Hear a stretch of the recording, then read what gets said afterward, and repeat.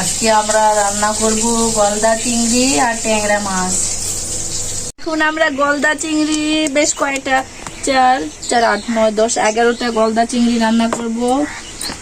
প্রথমে আমরা পেঁয়াজ বাটাটা এখানে দিয়ে দিব, তারপরে আদা রসুন গোলমরিচ বাটা দিয়ে দিব, দারচিনি, সাদা এলাচ, কাঁচা লঙ্কা 4টা দিয়ে দিব, তারপরে পরিমাণ মতো গুঁড়া ঝাল,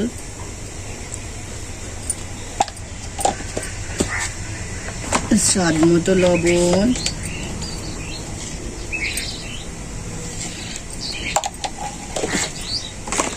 একটু হলুদ,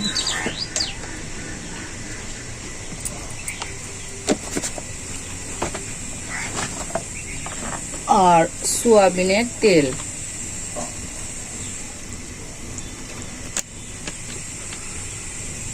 দিয়ে আমরা হালকাভাবে মেখে দিব।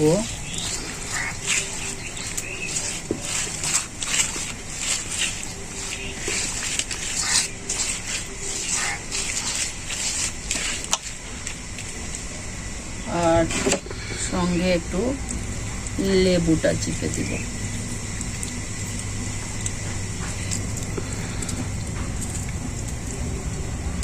সামান্য একটু পানি দিয়ে আমরা এখন চুলায় বসাই দিব গাইস।